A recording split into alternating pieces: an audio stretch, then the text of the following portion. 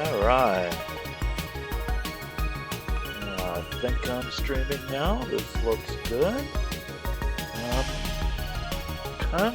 Get a little bit settled in here. I'm sure there's.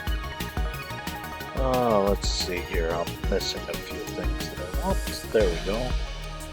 I'm gonna want that just in case. All right. Well, today's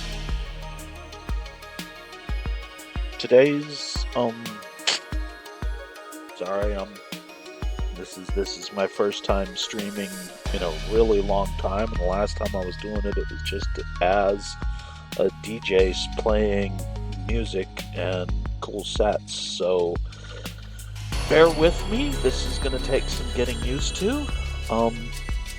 So I know there's not anybody tuned in yet, but I will be archiving this.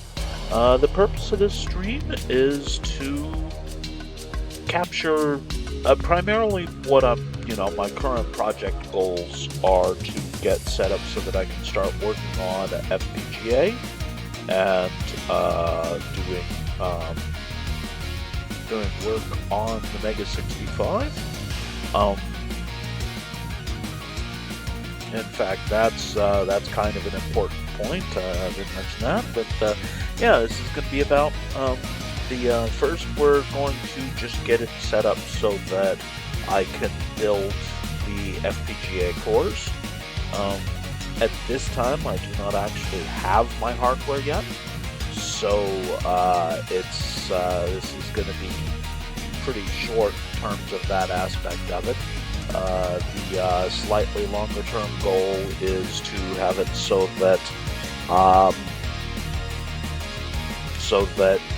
I can work on,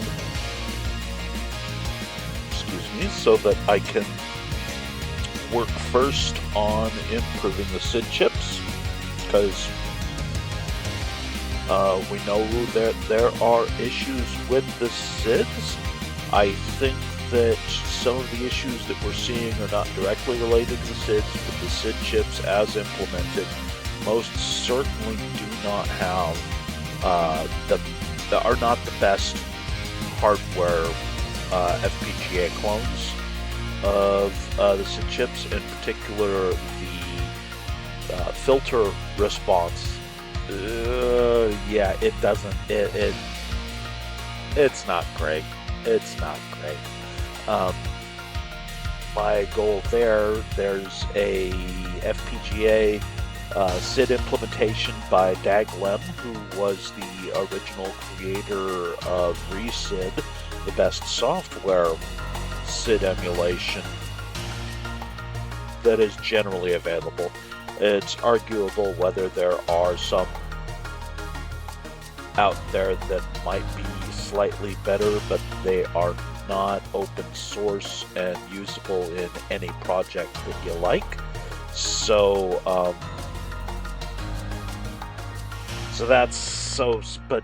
anyway, so we're going to be working with Dag Lem stuff, because whether or not it is the absolute best, it is definitely going to be a massive improvement and is going to sound a lot better. But that's going to have to come after the next batch ships and I get my Mega 65. Let's see. Some of the other things. Basically, my primary focus is the sound system of the Mega 65. After the SID chip gets replaced, the next goal will be to get the OPL chip so that it works. It's in the system now, but it makes no sound at all.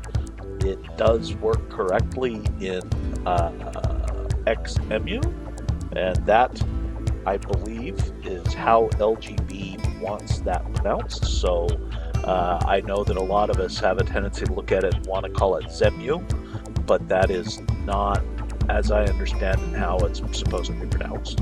So anyhow, but that's really neither here nor there.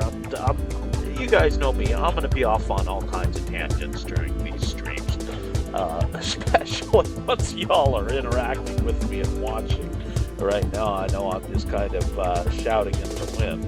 So yeah, we're going to get the OPL working, because I personally care very much about getting all of the sound chips working before, because I write a tool called SidStep, which is a VST that lets you compose SID tunes in any DAW you like, and then you can export it for use on either a Real 64 or on a Mega 65. But it only supports the SID chip, and further, it's you get the coders amongst you especially know how it is. After you finish a project, that's when you sit back and you say, okay, now I have to do it all over again and fix and don't do the things I did wrong. The Mega 65 tool that will be similar, I'm going to call MegaStep to keep the same general naming convention, and it will support all of those. So in order to get to that point, though, first all the chips, need to be supported. Obviously, also the DACs, the sample playback. I believe that once we have the full sound system in place, that we are going to be able to produce music that will just blow people's minds for it being an 8-bit machine. I say this as a joke, and I hope I don't get dinged too much, but part of the goal is to make the Amiga cry.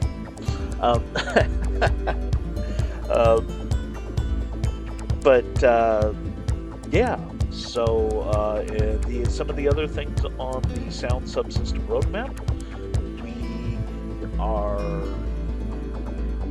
we want to have it there. It's already theoretically possible to intercept the output from any of the chips and do inline effects. But it's something that isn't well supported. Honestly, right now, I don't even know how it would be done, but it is something that does need doing. Or, well, it doesn't need. There's no need. But it sure would be cool to be able to slap on a reverb. Obviously, these have to be able to run inside the Mega 65, so it's still going to be limited to the kinds of things that we can actually do in 8 bits. Let's see here, what else? And the final major feature, we're going to disconnect the hard pairing of the SID chips and the sample channels so that they can be panned individually. These are the things that I made note of while Paul was talking about the things that we want on as part of the sound subsystem. And they're things that, as a composer, I really want to have all of these things. So it is my goal to do this. Hopefully so other people will want to use the tool as well and can create some cool stuff for music for the Mega 65. Music created with this tool, once we've got it working, will be usable in demos and games. So I suspect it will become, at the very least, one of the common tools used for making music for the Mega 65. Because I would certainly love to see somebody else create something, and I would even be willing to share replayer code, stuff like that. So it would be kind of cool if we had, maybe, we have the MyVST tool, and maybe we'll have a PC tracker, and maybe we'll also have an off-system tracker, but they could all target the same replayer and stuff like that. I don't know. We'll see what happens when they get there, So that's the goal with the FPGA. Obviously, I'm not able to fully start that yet. I do intend to actually start streaming anytime I'm doing work on the Mega 65. So this will include when I'm working on new video games, demos, tools, any stuff like that. The other thing that I will be working on in the immediate future is a tool for managing RRB screens and memory on the PC, basically for laying out your screens, for creating data files and stuff like that, to make it easier to manage the code that we have. Basically easier for us coders to put this into games and stuff like that, as it can be a little tricky to manage all of that, and so a tool that supports it would be nice. And adjacent to that will be an RRB engine on the Mega 65 that I'll write in assembly to try and make it so that game devs can kinda stop stressing about some of the messier details of working with RRB, especially oh, god damn it, I already got a spammer. Okay. Well, I need to... Yeah, eventual currency? Fuck off. I know you're not watching my stream, but where do I... Yeah, you suck. I hate you. Fucking spammer. Go to hell. Let's go ahead and actually respond to him. Fuck off.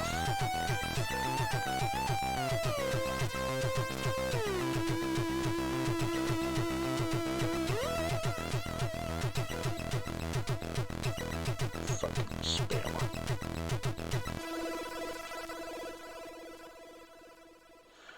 Sorry about that.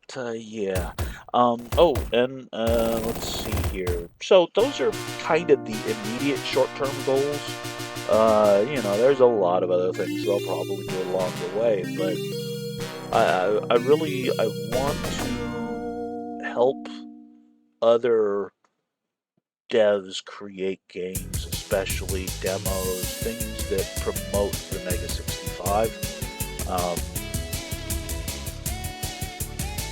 And yeah, that in addition to just technical support, like sharing my code, which, boy, that's hard to do. As an old school demo senior, I am not code sherry because most of my code is really terrible. But that's neither here nor there. So hopefully you find these streams useful or perhaps entertaining. I will definitely be engaging with the chat, and my hope is that we also get some people joining us that actually know more about the FPGA development, so that they can help me when I do something, when I don't know how to do something, or when I do something wrong, or when I make a mistake, blah blah blah blah. And of course, FPGA development, building cores can be a little bit slow. Most of the time, I will probably just turn the stream off. But if there's time, instead of turning it off, then I will go ahead and bring out, basically, I'll do some live pixel art while we wait. Fair disclosure, I'm a lot better at sprites than I am at full screen pixel art, but I really want to improve at that, so yeah, not everything you guys see from me is going to be very good. A lot of it may suck. So, bear with me on that, but it should at least give us something to do and talk about while we wait. I will be posting this to YouTube after the live stream, all the videos, but if you're watching it there, just be aware that I got no energy for trolling or negativity. So if you decide, if you come along thinking, hey, great, let's be a dick, just know that I'm just gonna delete your post. I'm not gonna respond to it, and I don't care if anybody else engages with you. I'm still gonna delete your post if you're being a dick. So, to quote the great Will Wheaton, don't be a dick. Let's see here. I think that's covered most of it. The goal for today is going to be to basically get the basic build environment set up. There are two known ways that you can do this, and one of them being using Windows for Linux, or whatever the hell the name of the subsystem is, WSL, I think. Windows subsystem. I don't care. But honestly, that was kind of an ugly solution that I don't care for. So instead, I'm going to use this article from Gurchi that you see behind me, preparing a build environment in Cygwin. I have been pretty resistant to installing Cygwin as well, but if I don't want to have to switch to Linux whenever I want to work on FPGA, then this seems like it might be the best approach. So today I'm basically going to be following this article off of his wiki. Hopefully y'all can read the wiki. Y'all can, you know what, I'll go ahead and I'm pretty sure that you can find this. Well, let's check.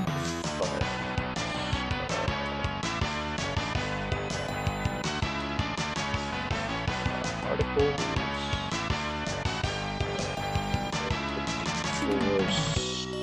No, it's not in articles.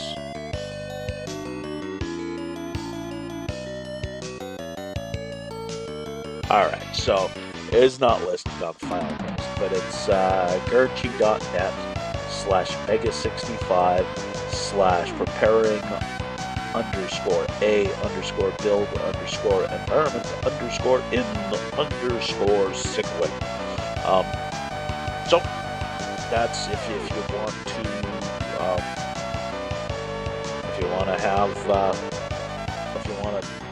well, I don't imagine you're likely following along, but if in the future you want to set up something similar to what I've got here, then that is how you would go about doing it.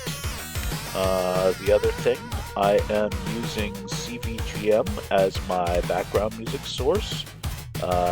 This is all video game and demo scene music. Most of it's pretty old school, but it gets all over the place, as you will see. And it's got a request system, so, I'm able to request from my favorite songs. And if you guys create accounts over there and join in, you too can make requests for music that will be played in the background while I work. And I would really love that. That would be awesome.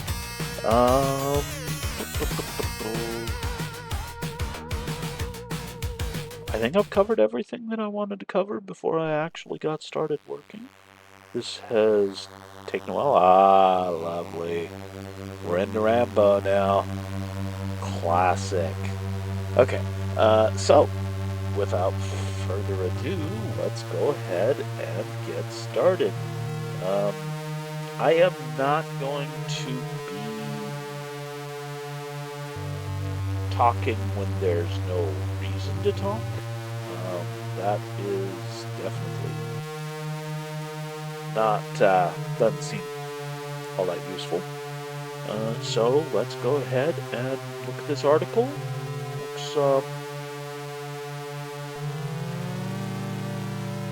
Looks pretty straightforward. Download it. It is maybe a little more a little more step by step than we necessarily might need, but that's good for because I can skim over the stuff that is pretty straightforward. But not everybody necessarily might have. Some people might like to see more step by step stuff. Excuse me.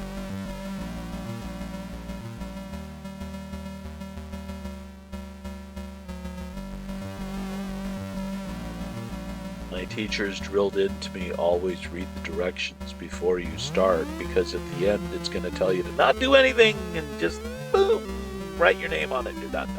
So, you guys remember that, right?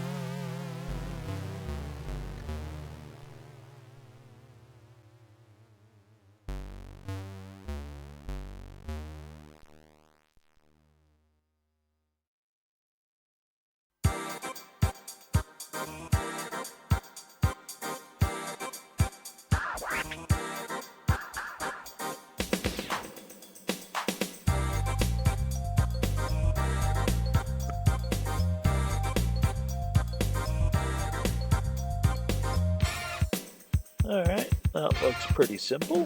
So, step 1, download it. Oh, that's not what I want to do. There we go.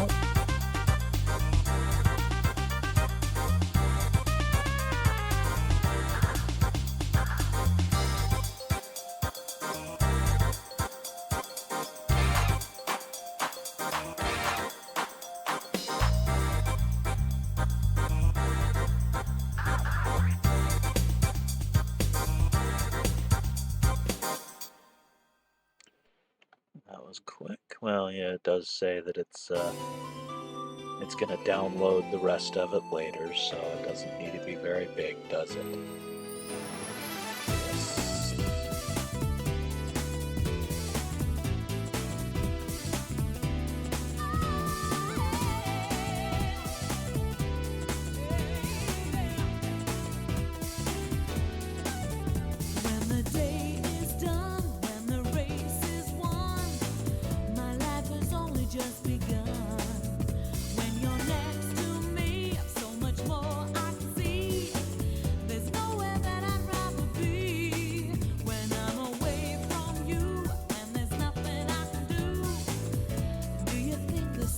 Oh, I see the change. Okay, yeah, the article is a little bit old. It's system proxy settings now instead of Internet Explorer proxy settings. I think I'm actually going to stick to... well, you know what? I don't have a proxy.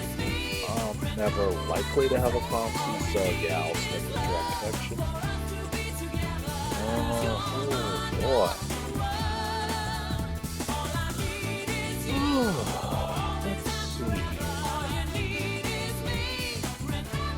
Well,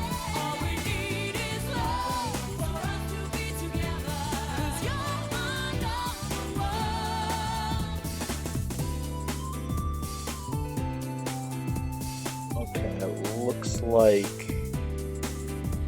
countries come afterwards, so let's see here.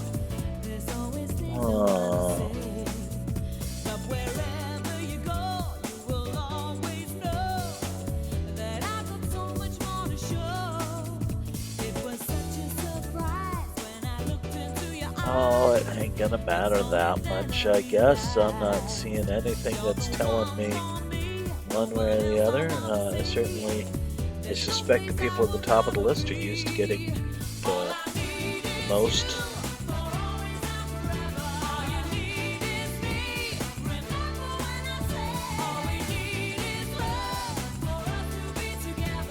Okay, so we want make.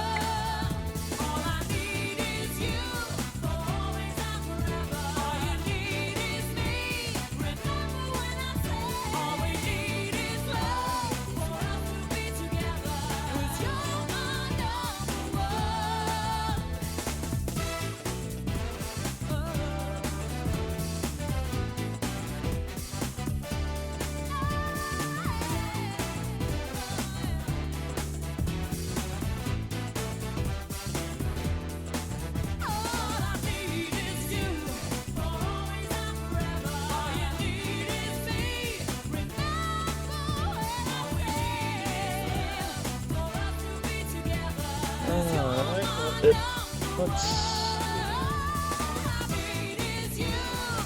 looks like this interface has changed just a little bit. Now you got to use this pull down.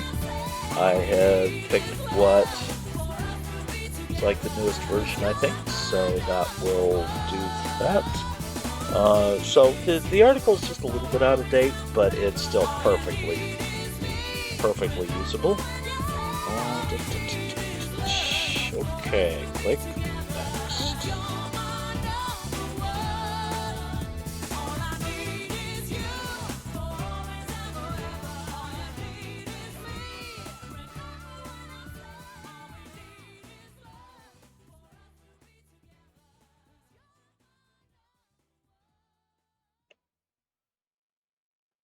And see an option to select required packages.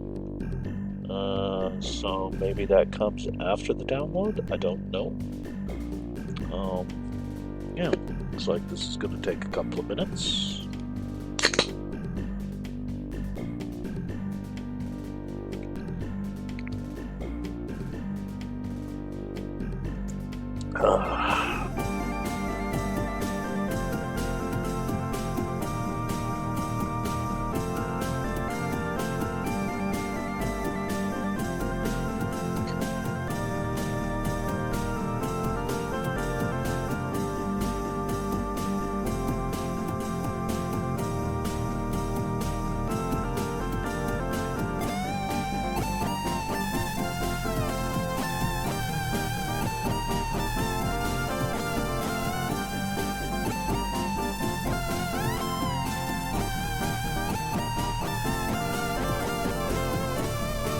Well, you guys probably aren't seeing the setup, are you? I need to add that. Sorry.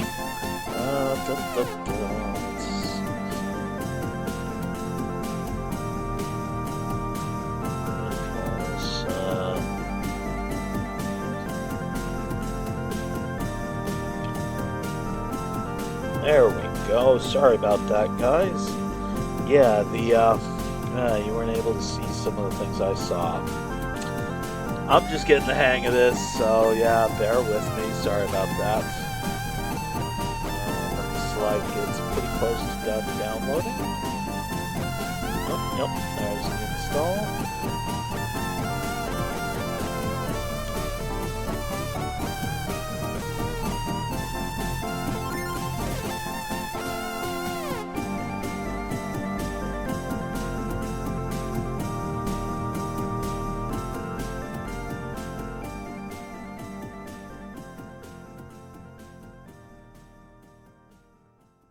I do not actually want a desktop icon in spite of what the article says, so boom.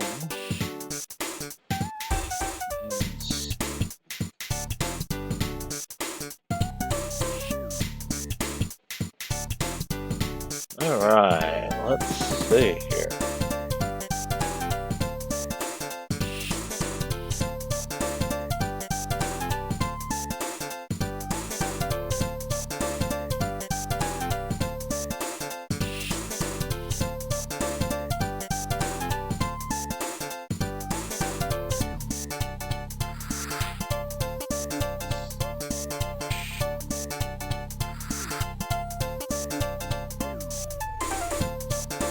I bet you it just means to rerun that setup, doesn't it?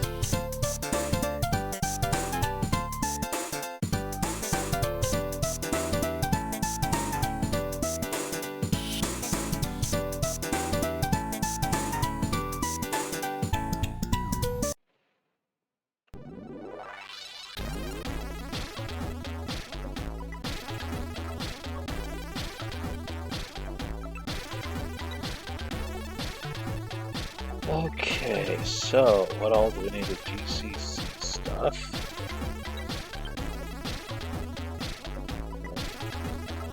GCC core.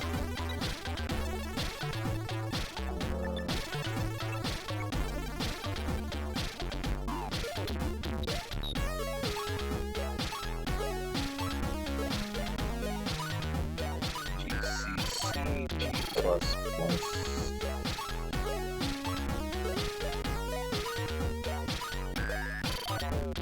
Okay.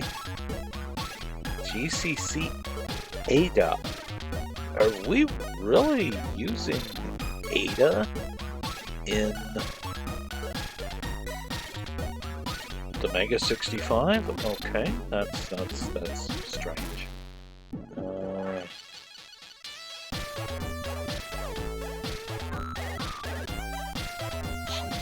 GB?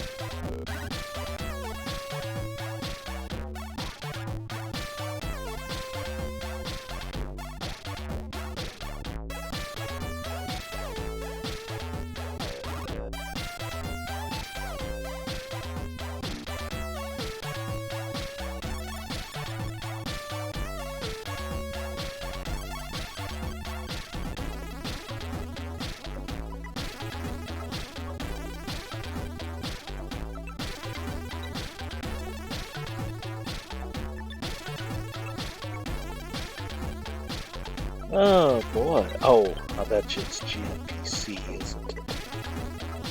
Okay, where it says GMP-DVEL in the article, I think it actually must mean GMPC devel. Although, well, but who cares about a music player? No, that can't be right.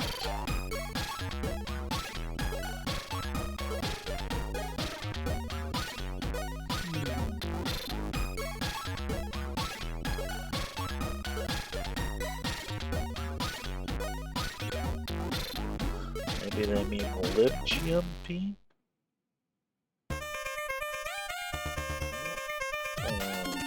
Sure hope so.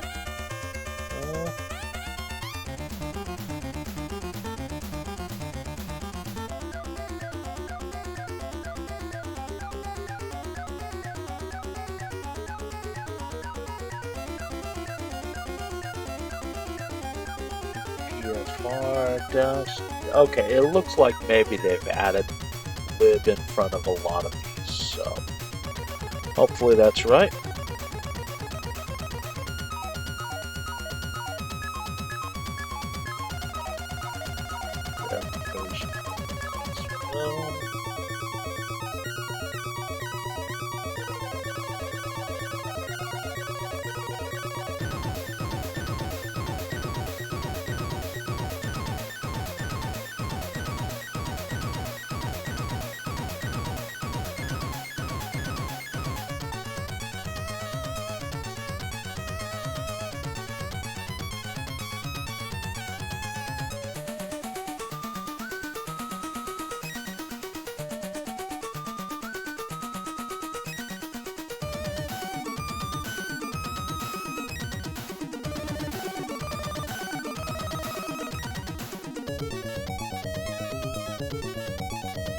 Okay.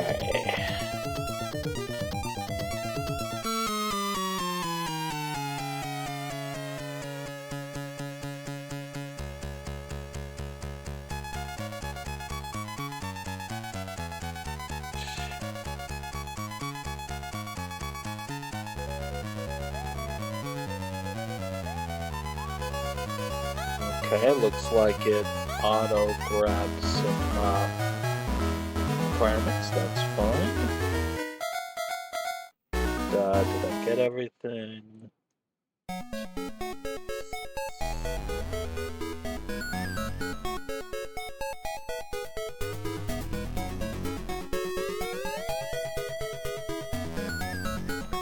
Oh, no, it looks like I picked the wrong one. Let's go for the actual GCC core. Oops.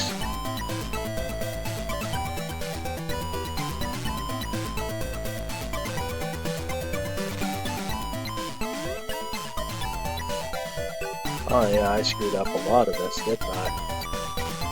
Alright, fine.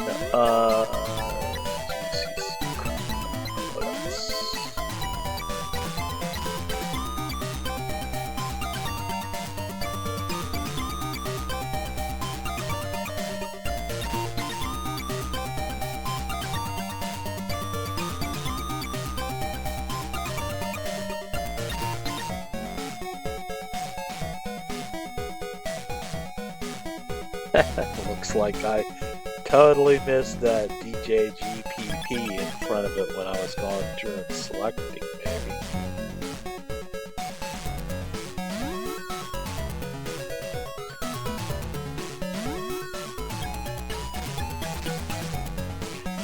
Oh, so GCC core, GCC G++, Ada, GD.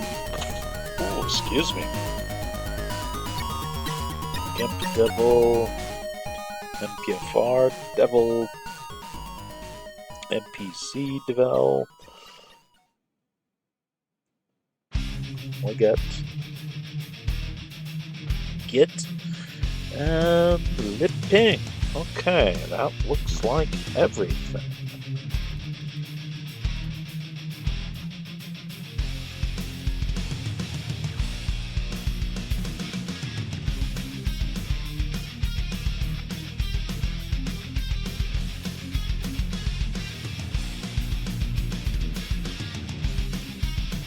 Alright, so while this is doing that, I am going to go ahead and take a break real quick and go to the bathroom. I'll be back in just a moment. Okay.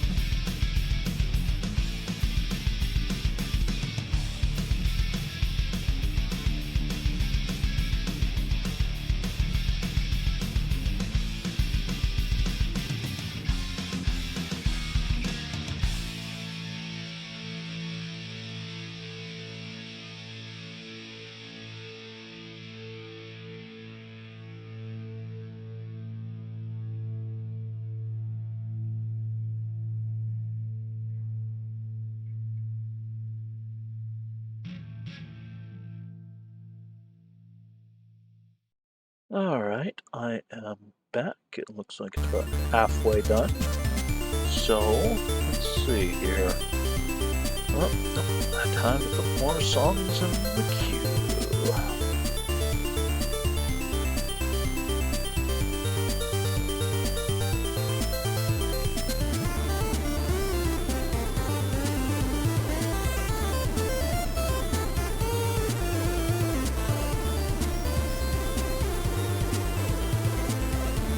Alright, well, while we wait, I'm gonna go try to report that spammer to Twitch.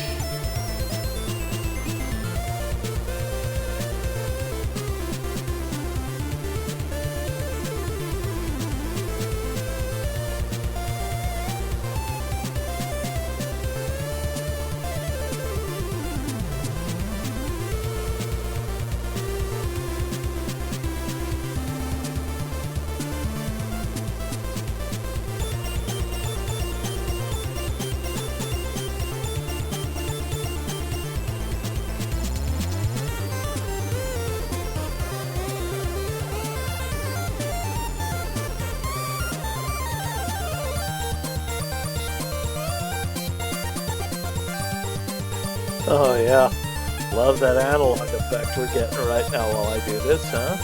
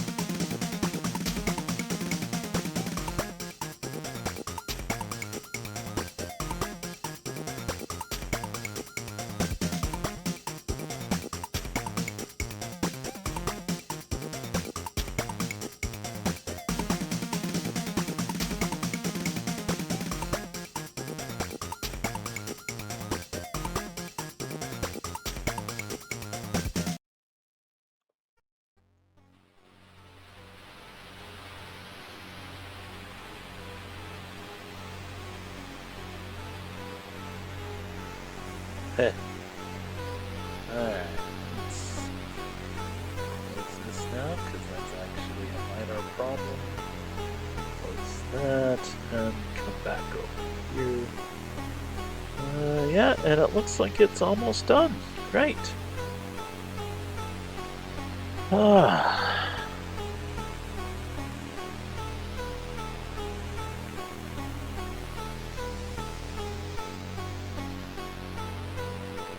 Thankfully, I have a pretty fast internet connection.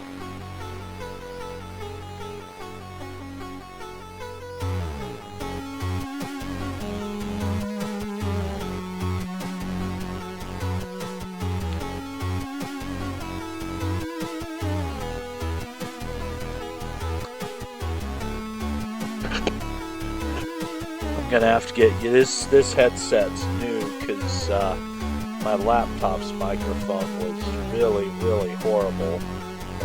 I just realized I should make sure yeah, that it's gonna use it. I'm pretty sure it was before, because when I tested the recording it was not insanely noisy. My laptop has a noisy fan. Ah, great. Thank you, Sparehead, for letting me know that the sound is good, because I was just wondering and wanting to make sure. Yeah, I was just thinking. I really hope it's not using my laptop mic, because it tends to pick up my my bogus CPU, or my CPU fan. Is it? Oh, okay, well, I can turn it down a bit. I had done an awful lot of testing on that, but alright. How's this for voice to music volume, say, about now? No, I am using this new headset that Ventress Deja there picked up for me, so that yeah, you don't because yeah, trust me. You know what? I'll give you guys just a brief taste. Where is it? There it is. Yeah, here we go. Okay, so now you should be hearing the fan back there, and it's going to sound really terrible, so I'm not going to leave it on.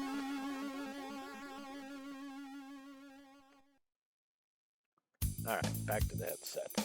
Yeah, I'm going to have to get used to where the mic is, because with a beard, I'm probably going to be randomly making a lot of noise there. Okay, I do not want an icon on the desktop. Oh, that's why. Okay, I see. Yeah. Yeah, you would have only heard it briefly. Actually, I have some.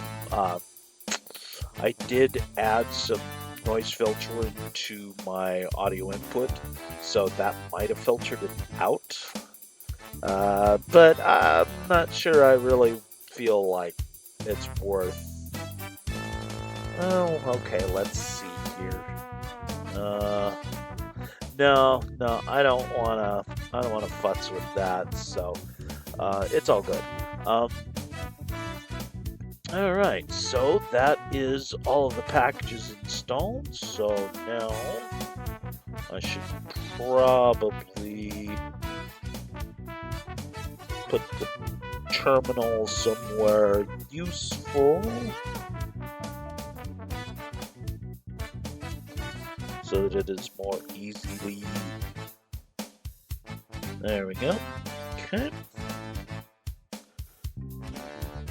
Alright, so see, I should already be in Twitter.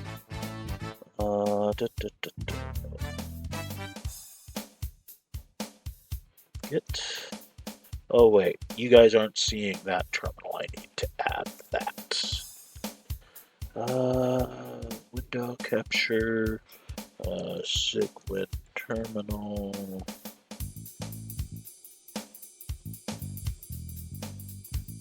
Looks like it.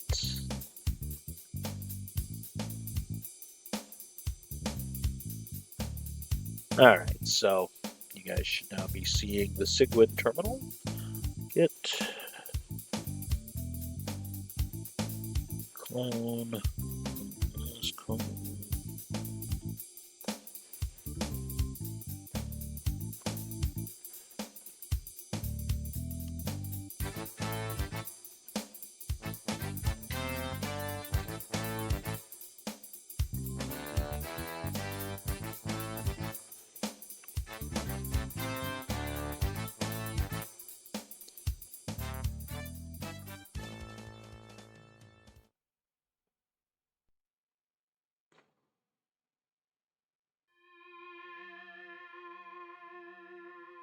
So is the difference in the music, does that work okay?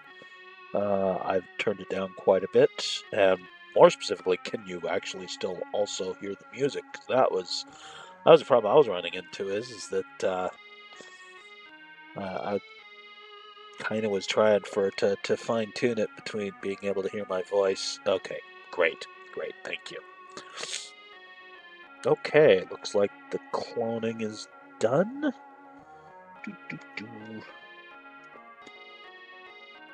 Okay, git clone. .com/.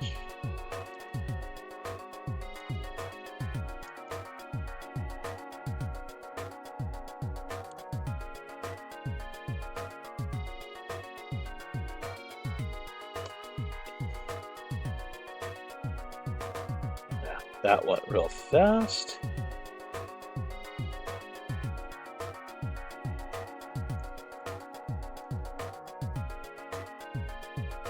Oh dear.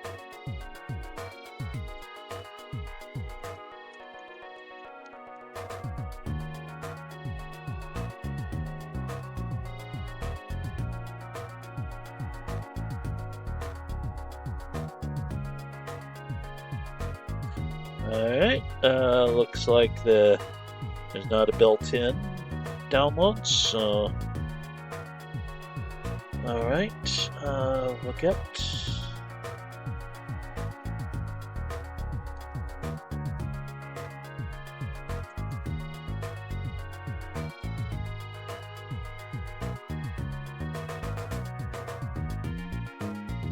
Huh.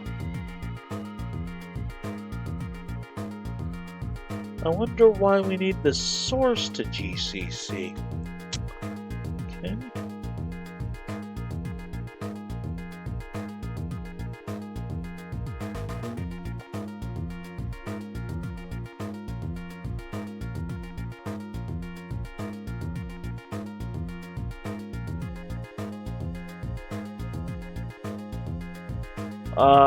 Well, I'm setting up, to answer your question, Ventress, I am setting up the environment so that I can build the FPGA stuff using Gertschy's article about setting up Cygwin, which is the article that you can see in the browser behind everything.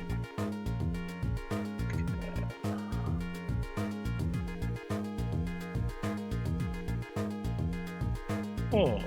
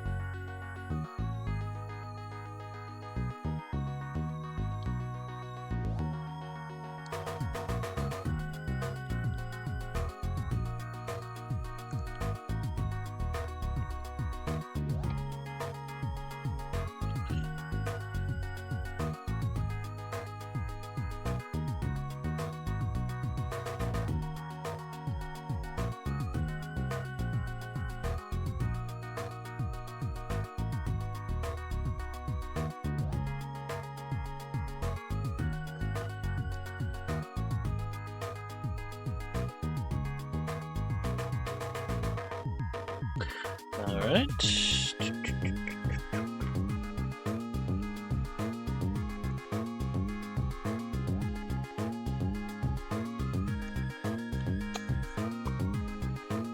Oh, that's interesting.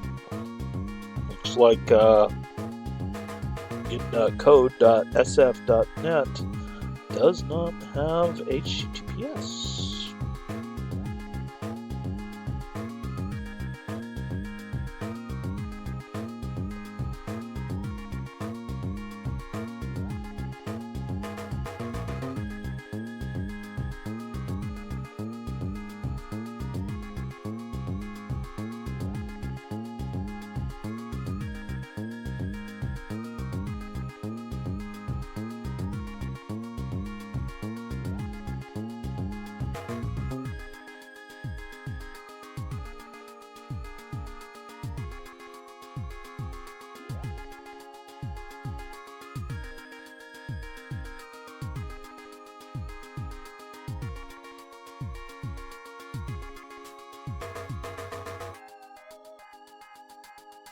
Oh, I see what happened there. It's a period. Okay.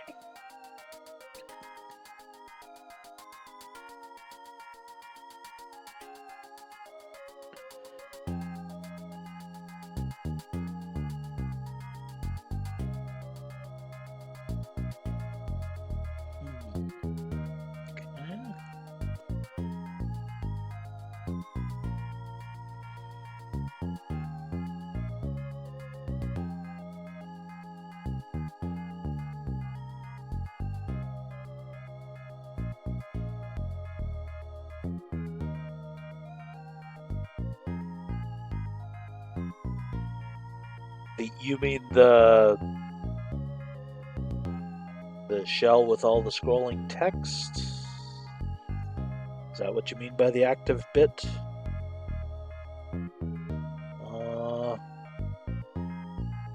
Let's see here.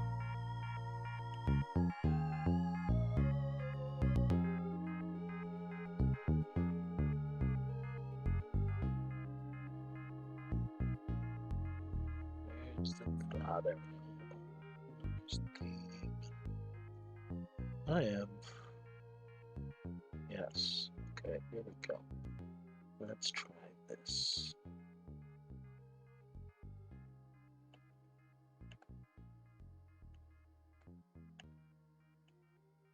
Is that better?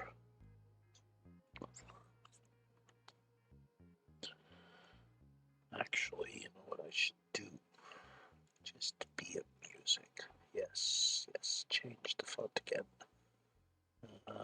Do, do, do.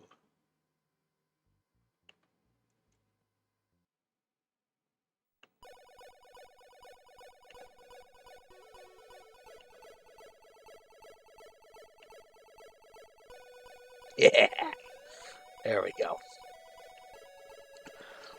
Now it looks like Commodore 64 uh, shell.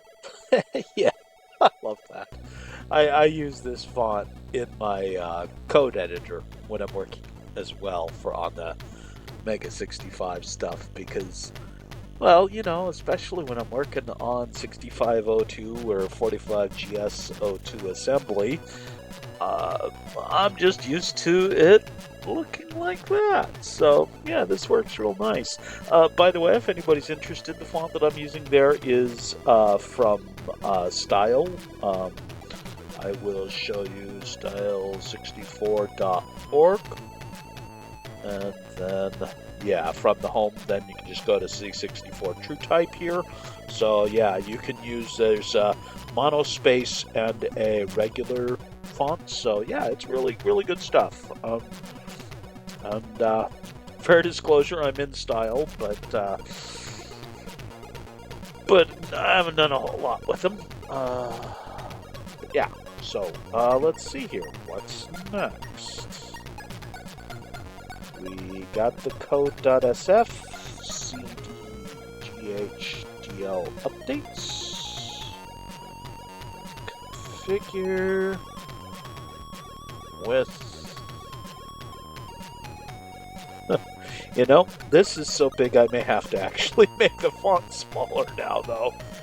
Let's see here. Let's try 10.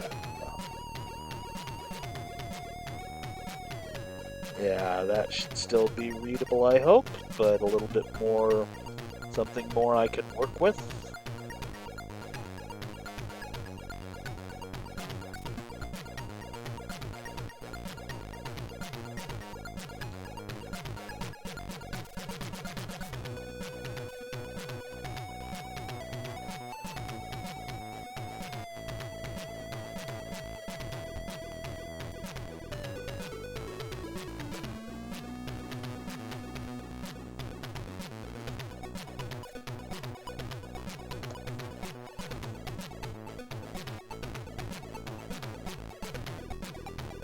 That was nice and quick, wasn't it? Alright. Let's see.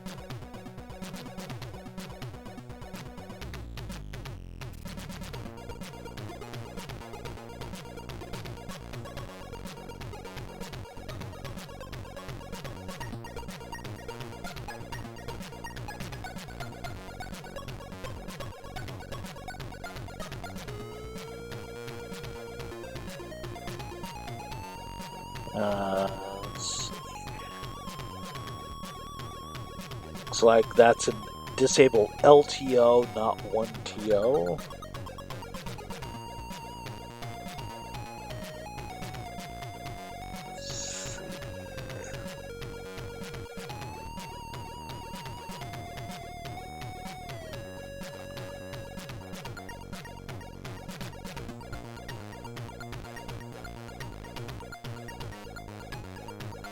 Alright, looks correct to me.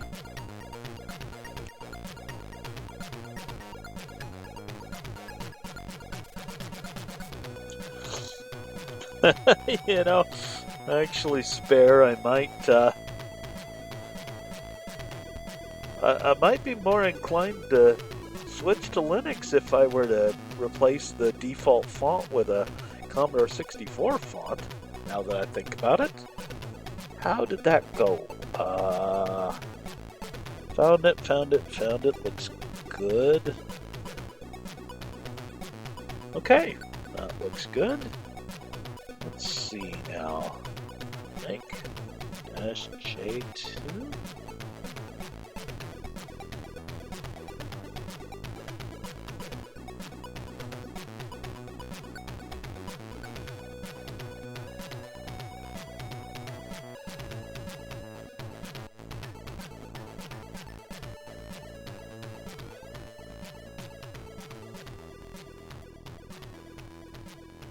I just realized this is going to have some further advantages that I'll be able to actually compile Gertsch's tools rather than pestering him for binary every time he releases a new version. So that's good.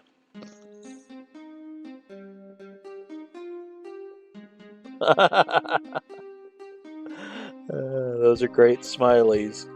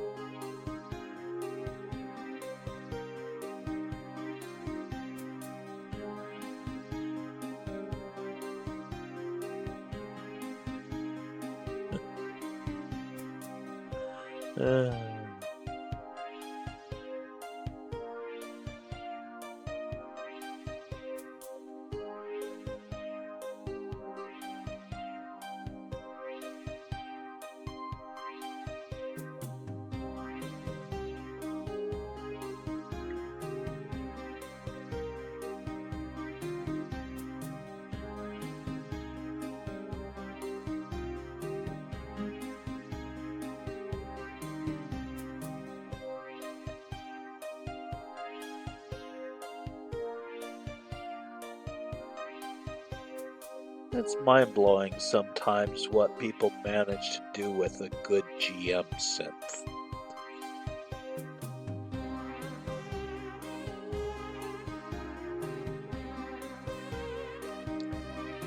Huh.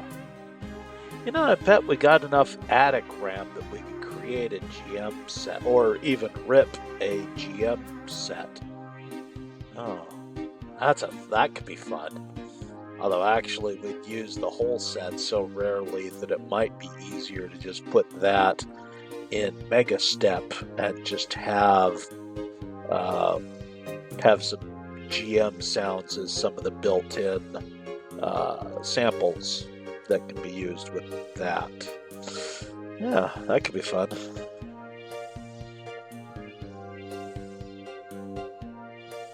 Little old, newer school than what the rest of our chips do, but it's still a bit old school.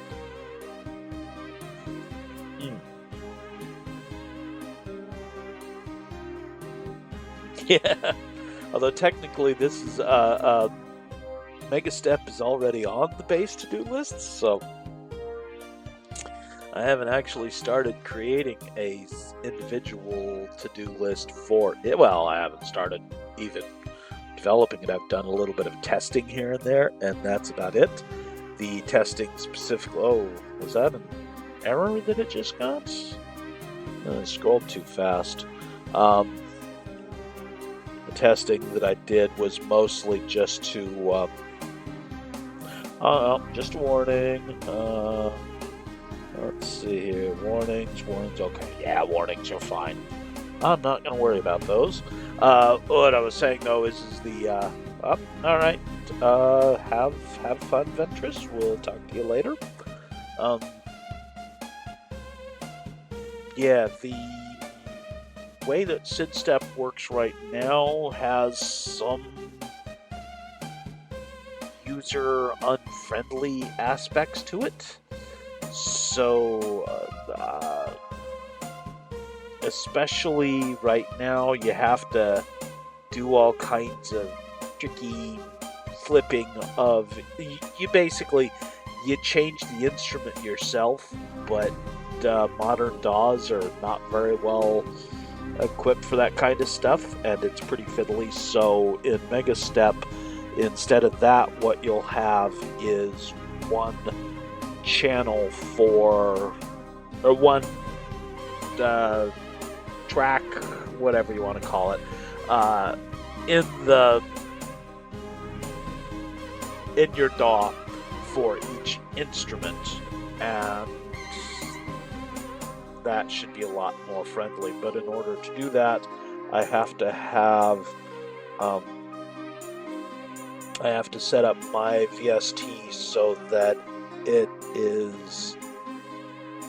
multiple instruments can talk to each other, so that I have the core. Oh no, it didn't stop. It's that it. Oh man. Okay.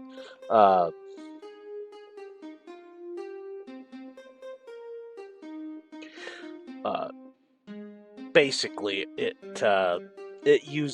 it'll use either pipe or local host internet communication, so that the different things can communicate. So there will be satellite devices for each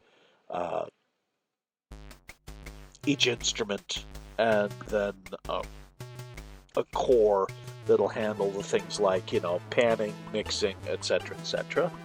Okay, that is done. Oh, that was just the Meg J2, wasn't it? Okay, so... Oh no, that was the right Meg. We're just doing an install now. This should go a lot quicker. I love this track.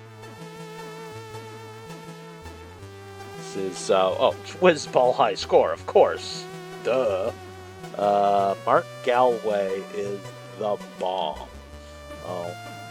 I just found out from Mupe, M3WP. I don't know what the correct pronunciation is there. He was saying that all of Mark Galway's tunes are CIA timed and have a tendency to stomp on your interrupts, which is boy, that sucks. So yeah, this song would be really hard to use in a demo if anybody were so inclined. He's having difficulty, or was having, I don't know if he still is, he was having difficulty making his, I believe he calls it Andrew. It's a tool for playing .sid files, which are packaged SID songs in a way that basically the stuff out of the high voltage SID collection, the things you would use SID play on the PC to play stuff like that. So, yeah, it was not playing Mark Galway stuff, so he's trying to figure out a way around that. I went and took a look, because, of course, my suggestion was, well, go look how the other players do it. And yeah, it kind of turned out the way that they do it is by not actually being able to play Mark Galway songs on a real C64. So like, well, I guess that's that then, isn't it? Alright, let's put some more songs in the queue.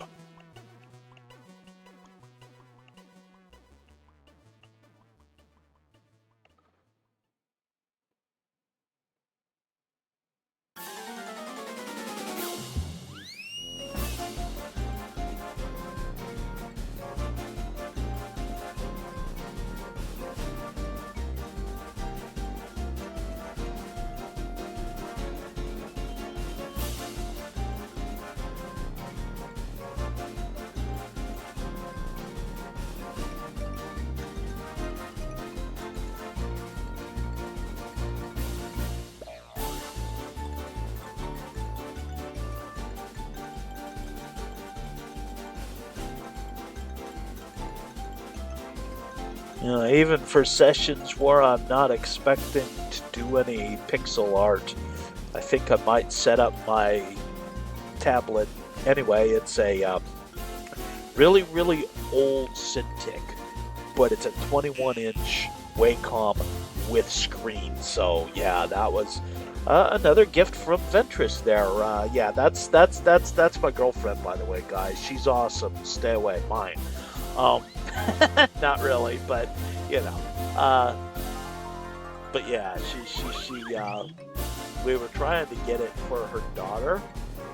It's a 21-inch Cintiq, uh, but it was like, because it was so old, I think it was only $100 or 150. It was actually a really good deal for a 21-inch drawing tablet with a screen in it. But oh my god, the thing is heavy.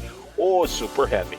And that's why her daughter didn't want it, was because, she's, well, to put it gently, she's not the biggest person on the planet.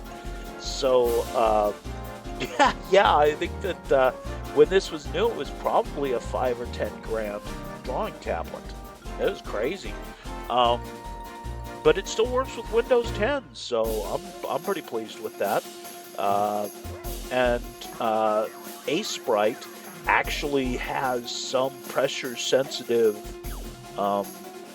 settings, or whatever you want to call it, and you can do some cool things. Like and I'll show it in the future when I'm actually drawing. You can set it so that the instead of how dark the line is, you can actually set it as input to essentially dithering pixels using I don't remember off the top of my head, but basically the various dithering patterns that you can use. So how hard you press is how much it dithers. It's a really cool trick. But anyhow, what I was saying though, before I sidetracked, get used to that part though, was that I may have to get used to setting it up, just because then I have a secondary screen sitting next to me so that I can fit more, see more at once. But I didn't do that this time.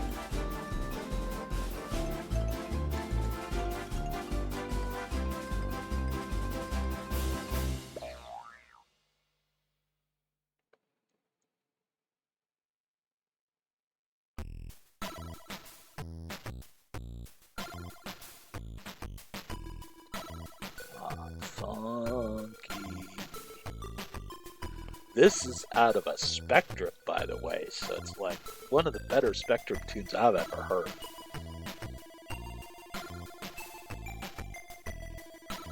Yeah, I think that all the people that do it seriously, like Retro, Combs, I always have to, is Combs or is it Cogs? It's Combs is the streamer, Cogs is the game dev.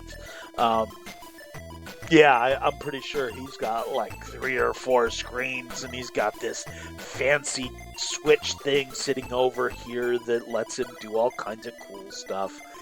But yeah, I don't know that I'm ever going to be as serious about it as he is. Yeah, right. Yeah, that's a good way to put it. It's a bit like NASA. Yep.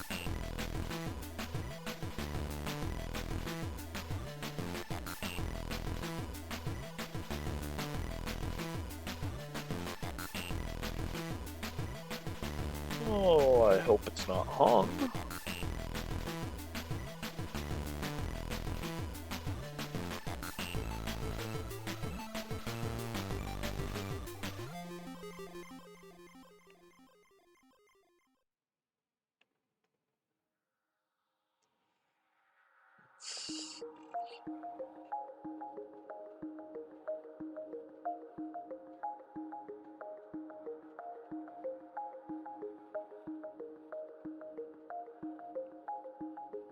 Oh, there it goes. Okay, it's moving again.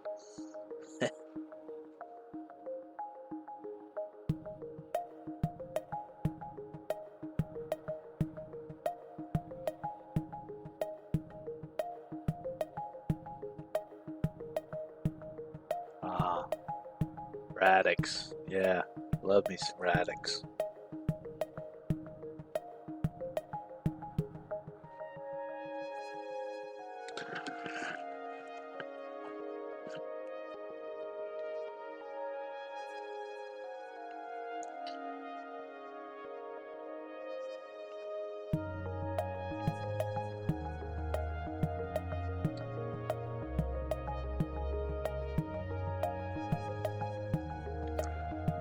Yeah, he says I may have to request another song from him to the queue, but he's got so much good stuff. It's hard to pick what to.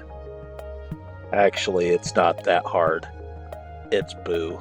Boo is my favorite thing he's ever made, and that's saying something because he's done some.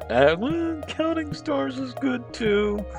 All right, we're gonna have a bit of a slight Radix flood of the stream here for a bit.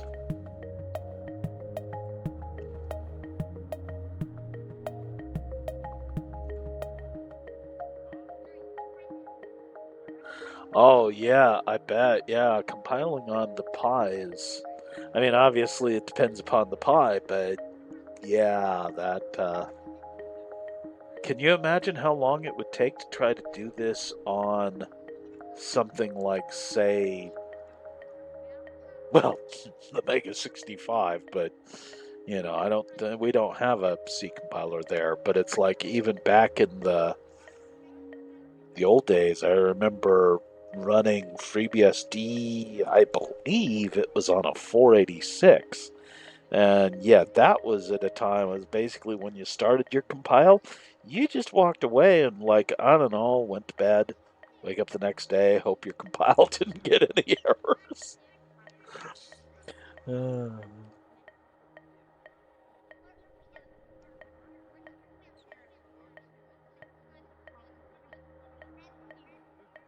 Man, the development team that are behind this clearly do not have nearly as bad an OCD as I do, because it's like all these warnings and be like, this is unacceptable. You cannot have that many warnings. You must fix it. Yeah. Yeah, there are definitely. I've actually at one point I thought it would be interesting to take ReSID, the SID chip emulator, and get a VIC emulator and then make a demo in a modern computer that uses those chips for all of its graphics and sound. But then I was like, yeah, but the problem is it's so much more powerful then that you're not really doing. I mean, the VIC, you can just spew pixels at that point, so. But on the other hand, this was before the Mega 65, and it seems like a great compromise because it's like the VIC on steroids, the CPU is on steroids, even though it'd probably still be slow to compile GCC. Well, probably is me being polite. It most assuredly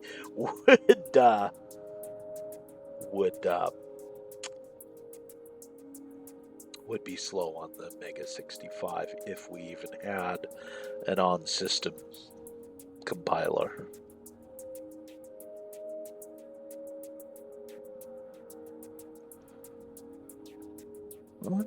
I wonder. Let's see. Okay, so we grabbed the latest version of GCC first, which is what it's using to compile now, but I think this version of GCC is a really old one, maybe? Yeah, I don't know. Now, let's see real quick. No, I don't. Yeah, whatever. I should probably rename this so that I know what it is, though. Go.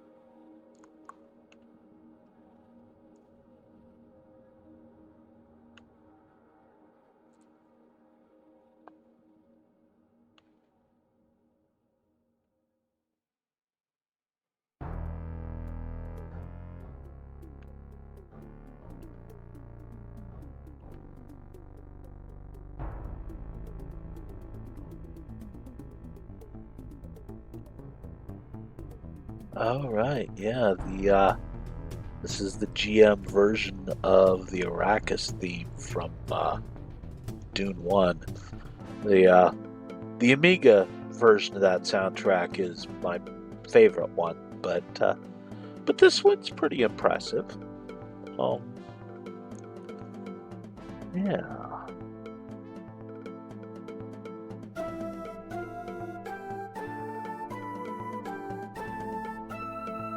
Maybe I should have set up my drawing tablet. This is being a lot slower than I was expecting it to.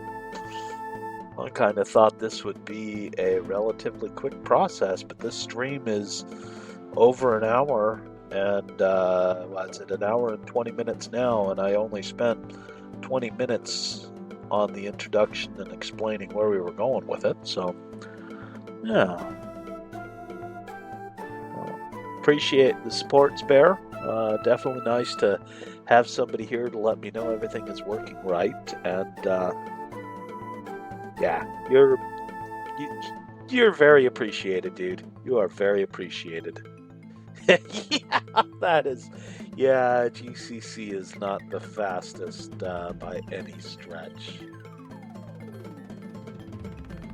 and man, it is verbose. I guess I probably could have figured out. Well, I could have probably figured out a way to get it to be less verbose, but then I'd be sitting here going, is it doing anything?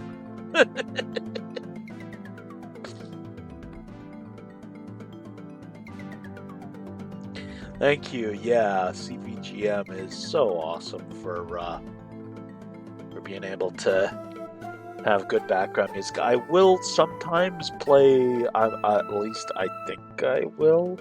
I'm not too sure about copyright strikes, but I was thinking that sometimes I would play some of the funk music that's in my DJ set, funk and hip hop.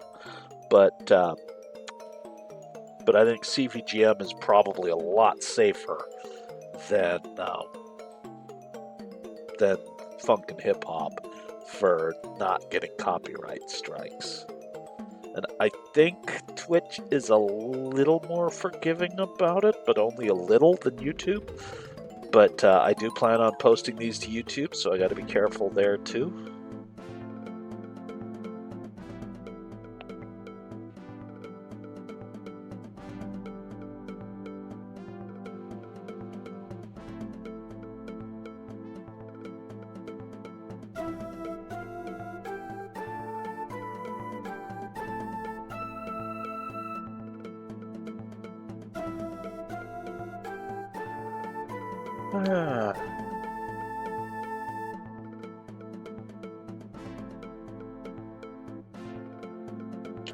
Looks like we actually have 3 viewers right now. So hi to the couple of you that are lurking.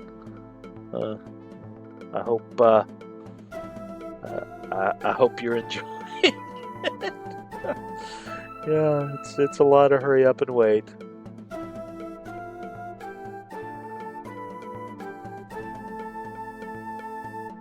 Yeah, what I saw with regard to copyright strikes on Twitch, though, is that they will warn me if they have to do that, and then they will they'll not. And if you do it twice in a 24 or no, I think it's a 48-hour period, then you get a temporary ban. So, yeah, I still need to be careful, unfortunately. Sure would be nice to have somewhere where I could just play whatever I feel like playing for y'all, but at least the music coming from CVGM is very appropriate for the content and audience.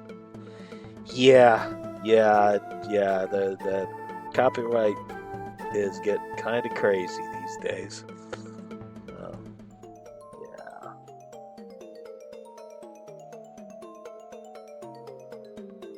Well, these days it's been crazy for quite a long while now. I read a really interesting article from Cory Doctorow, actually, where he makes the, yeah, it's done, but I'm going to finish what I'm saying. He makes the point. Individuals will obviously need to pick the validity of this for themselves, but he makes the point that because of the fact that we're not allowed to own our software anymore, it's always licensed. And this was based on Sony taking away people's movies from them and just deleting them after they had been purchased. Oh, I love this song. Yeah. Anyhow, he makes the point that if we're not allowed to own our stuff anymore, then it's not piracy either. Because piracy is theft, and if nobody's allowed to purchase the thing, then how can you steal it? It's an interesting article. Cory Doctorow is great. I love him. All right, so we're done there. Let's see here. What is it? Where am I? That was the make install. Okay.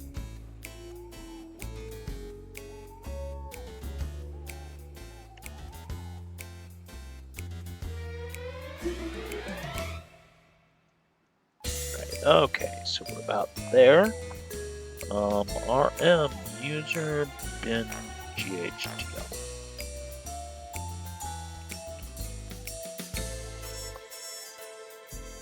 Okay, that looks like just making sure in case you were installing on top. Alt dash.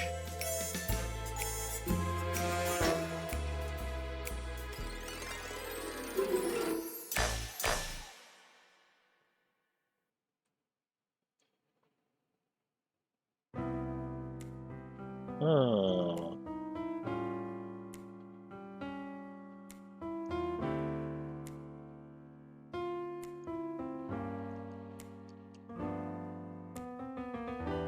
Did we get an error?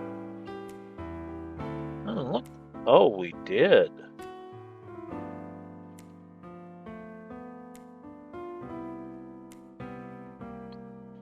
Well, heck.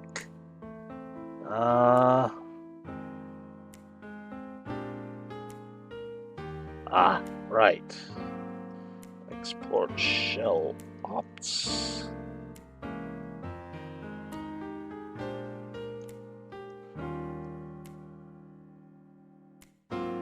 Oh, man.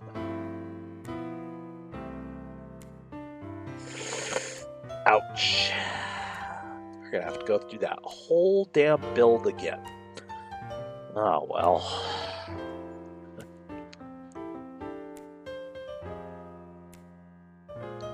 Although,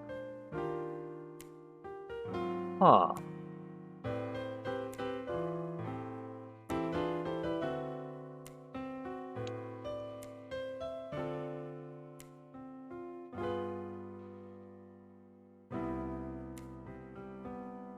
Oh, man.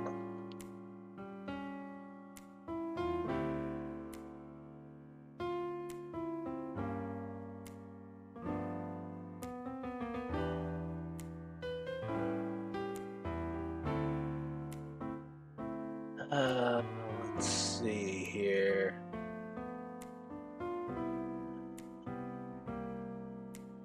Error 4. Unbind. I've got disk space, right? Yep, lots of it. Okay. Oh, man.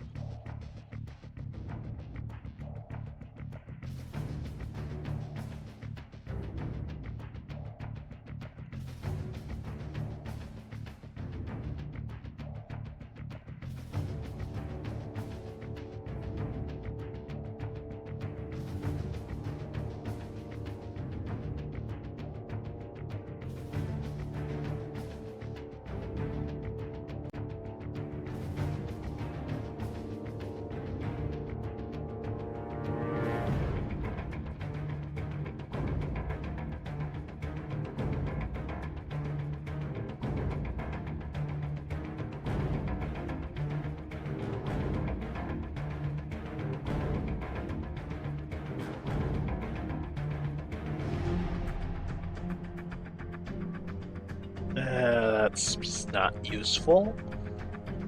Well,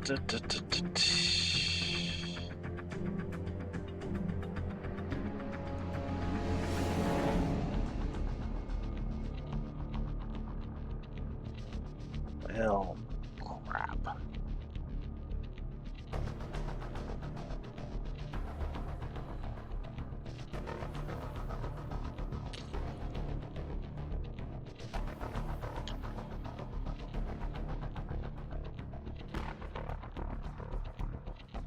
Well, let's try it like this, shall we?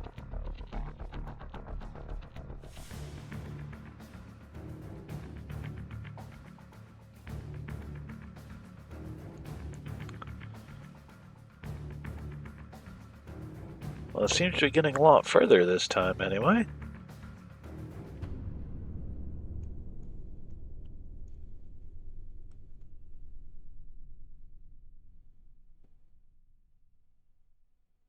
I'm not entirely confident that this build is going to work, though. Determine what object doesn't belong. Ah, yeah. Okay, so we're back into more Radix now. This is such a great song. One of my favorites. Use reason and make choices based on changing patterns in their world. If caught early enough, even a potential leg break can be predicted and averted. The nuclear scanner can see problems often before symptoms are noticed. We got a lead. We got a lead. We got a lead. We got a lead. We got a lead.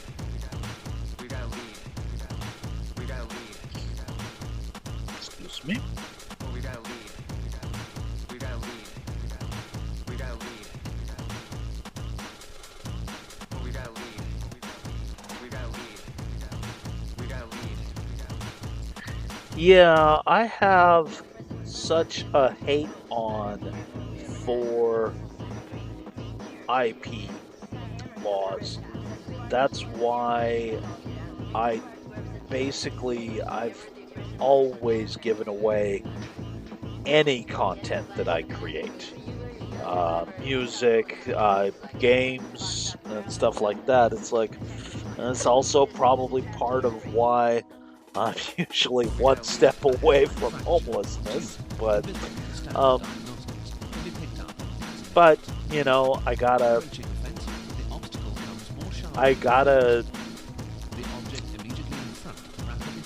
if I don't believe that other people's copyright should be respected, then neither should mine. Yeah.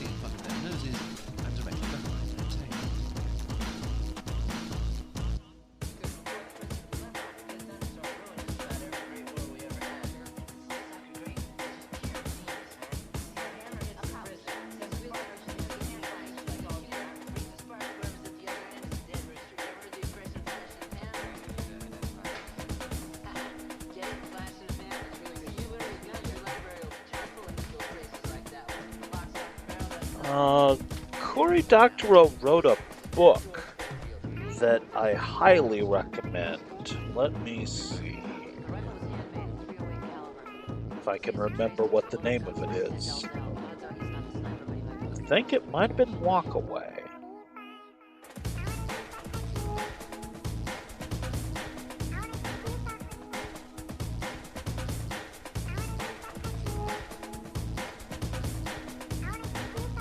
Yeah, Walkaway by Cory Doctorow is a fiction book that I highly recommend. It's basically about with the advent of fabrication, and basically we're moving. Well, technically, we should already be in a post-scarcity society. We're definitely moving towards it, and this book is about the capitalist interests trying to figure out some way to cling to no longer necessary things like Make children copyrights receive and assistance. stuff like that. It's no surprise Because that intelligent women when choose correctly over 90% really of the time. that's something's going to have to give there, I imagine. It's, yeah, totally really worth reading. That's Walk Away by Cory Doctorow. Good stuff. Good stuff.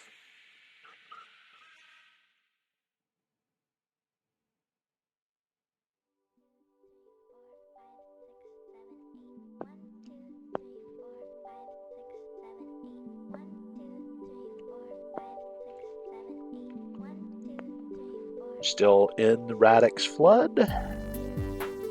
Ah, yeah.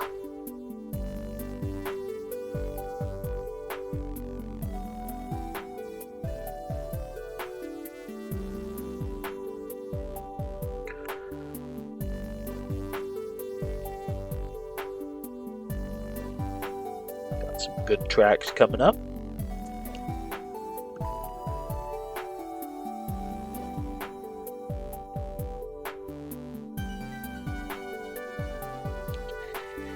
It's really, it's so gorgeous.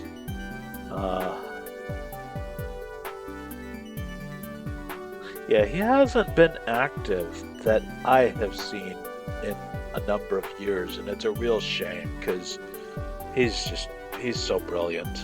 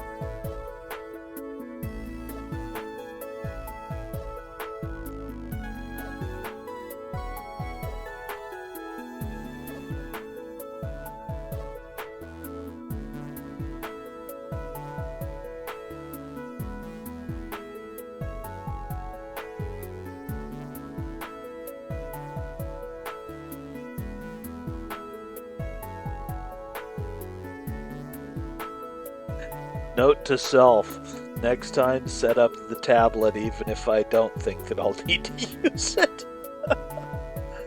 Because I will probably be wrong. 10, 11,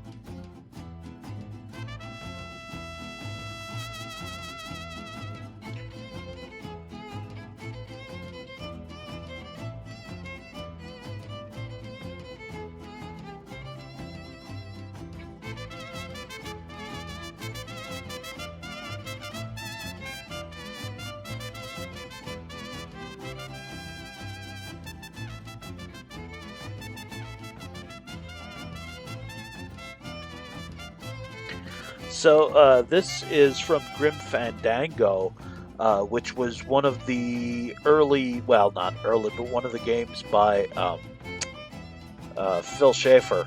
Not Phil Schaefer. God damn it, I can't believe I got his name wrong.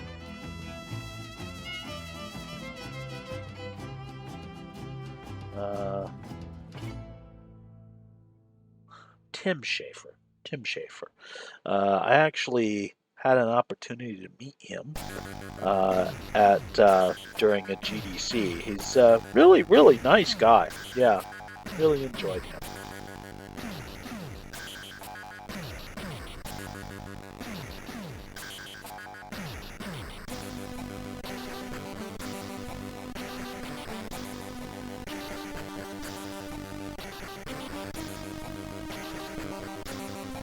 Well, it built it at least, so let's see.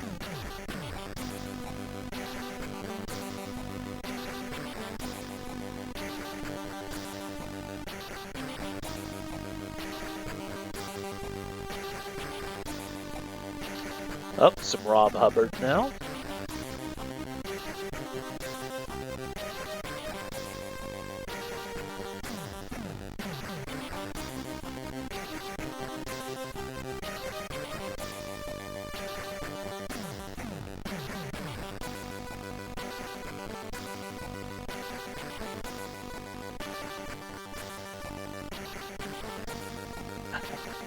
Dang it.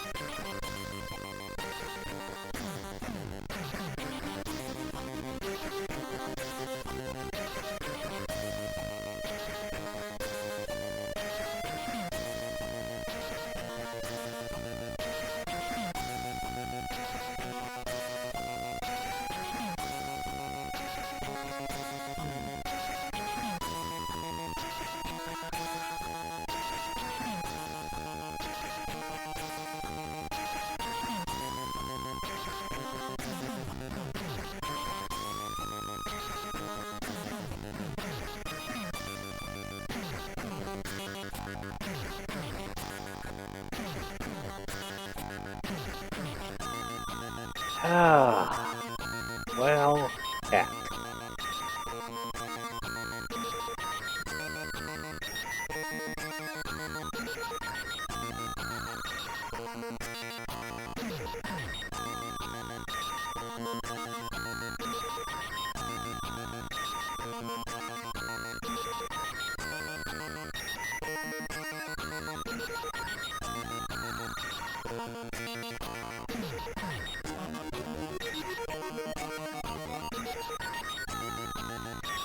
Yeah, it looks like I may have run into...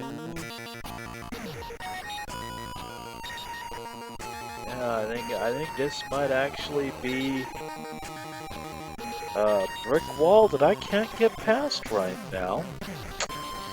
Dang it! I did get several errors in there, so...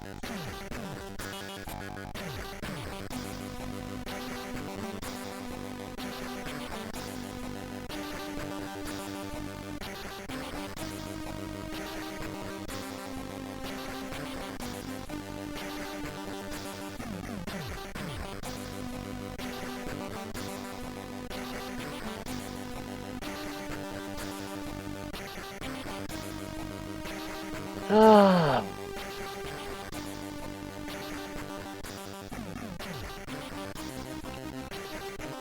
Oh, well, I think that's, I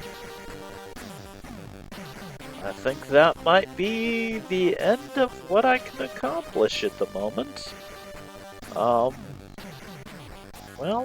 shucks. It was so close to the end, too, dang it. Alright,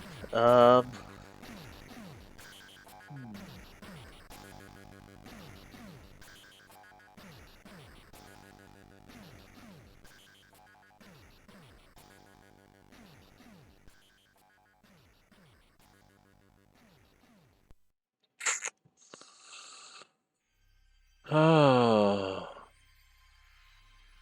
Yeah, I don't think I can do much more about this right now. Yeah, sure.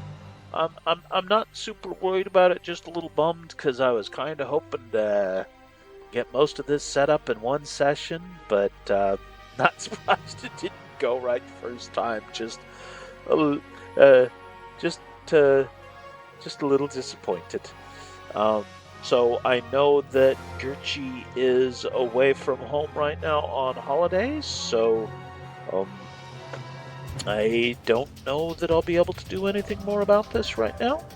Um, so I guess with that, let's see here.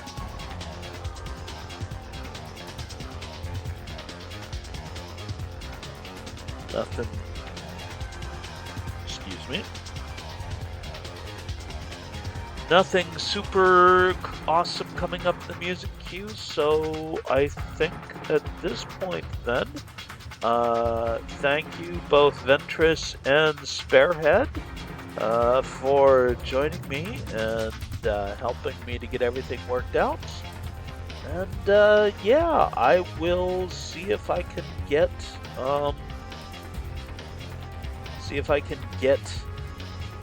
some input from Gurchi on this. Well, theoretically, what I may have to do is ask him for some pre-built binaries again, which I'm always doing. But really, I don't care how I get there. I just need to be able to build cores on without having to do it in a virtual machine. So again, thank you, Ventress, Sparehead, and to the anonymous viewers tuned in as well, who did not, who just lurked. Nothing wrong with that. Thank you guys, everybody. And with that, I guess. Oh, this is a good song.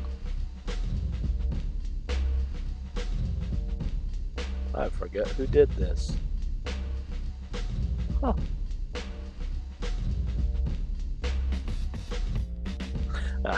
Anyhow, right? Okay. Yeah. My sleep schedule is so random. I don't know when I'll sleep next, but when I do, I will do my best. Thank you. You guys have yourselves. Well, I'm sure I'll probably be talking to both of you in Discord. But yeah, thank you, everybody. You guys have a good one.